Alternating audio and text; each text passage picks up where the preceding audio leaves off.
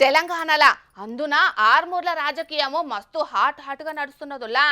ఇచ్చిన హామీలు అమలు చేయలేదని పువ్వు పార్టీ లీడర్లు, ఎమ్మెల్యేగా గెలిస్తే చేస్తానన్న పనులు చేయలేదని కాంగ్రెస్ పార్టీ లీడర్లు, ఇట్లా ఒకరి మీద ఒకరు ఆరోపణలు సవాళ్లు ప్రతి సవాళ్లతోటి ఆర్మూర్ రాజకీయాలు మస్తు రసవత్తరంగా మారినాయోల్లా.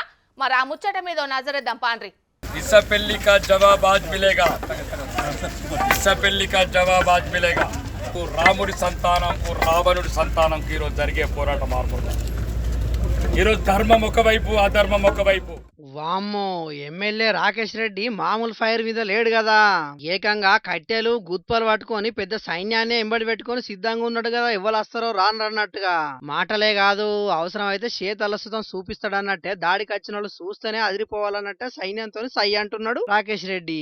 ఇది ఇట్లుంటే అటు చేతిపాటి కార్యకర్తల సుతం ఏం తగ్గుతలేరు. వాళ్ళ సుతం ఇచ్చిన హామీలన్నీ అమలు చేయాలని రాకేష్ రెడ్డి ఇంటి ముట్టడికి బయలుదేరిర్రు. కానీ రెండు పార్టీల నాయకులు ఒక కాడికాస్తే లొల్లులు గడబిడలు గట్టిగా అయితే అని ఎటోలనాట అబ్దల చేసిర్రు పోలీసులు. అయినా కూడా చేతి పార్టీ లీడర్లు ఊరుకో 10 ఇళ్ళు కట్టిస్తా అన్నావు, ఎప్పుడు కట్టిస్తామని నినాదాలు చేసుకుంటా రాకేష్ రెడ్డి ఇంటి ముట్టడికి బయలుదేరిర్రు. ఇక అటు ఎమ్మెల్యే పైడి రాకేష్ రెడ్డి సుతం సర్కారును గట్టిగానే అరుచుకున్నాడు.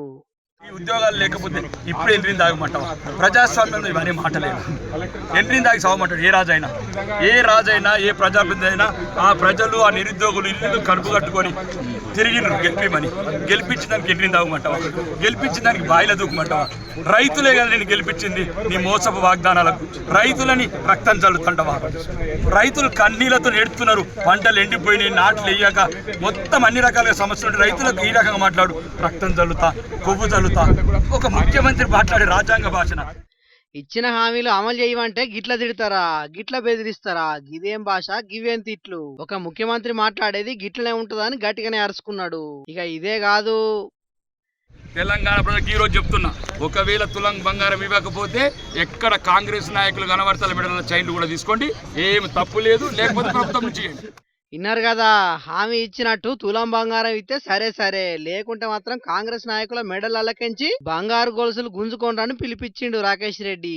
ఇక దీని మీద ఆర్మూర్ నియోజకవర్గం కాంగ్రెస్ పార్టీ ఇన్ఛార్జి వినయ్ రెడ్డి గిట్ల మాట్లాడిండు. మనం ఏమైతే హామీ ఇచ్చినవి ఉన్నాయో అన్నీ కూడా ఇచ్చుకుంటూ వస్తున్నాం. ఈయన ఏం చెప్పిండు, రూపాయికి వైద్యం ఇస్తా అని చెప్పిండు. మేము ఇచ్చినాం 5 లక్షలు. గతంలో ఆరోగ్యశ్రీ ఉంటే దాన్ని 10 లక్షలు చేసినాం. ఈ రాకేష్ రెడ్డి ఒక రూపాయి కాదు కదా, ఎవరు కార్యకర్త, సొంత కార్యకర్త కుటుంబంలో ఎవరికైనా ఏమైనా అయినా కానీ ఒక రూపాయి ఇచ్చే పరిస్థితి లేదు. రూపాయి వైద్యం అని బాగ్లింగంపల్లి హైదరాబాద్లో పెట్టింది ఉంది. మేమేమనుకున్నాం, హైదరాబాద్ని ఆర్మూర్ కూడా తీసుకొస్తాడేమో అనుకున్నాం.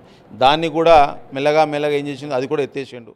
మొత్తానికైతే ఒకళ్ళు మించి ఇంకొకరు అన్నట్టే డైలాగ్ వాడుతోని ఆర్మూర్ ను మస్తు ఈటెక్కిచ్చిర్రియాల.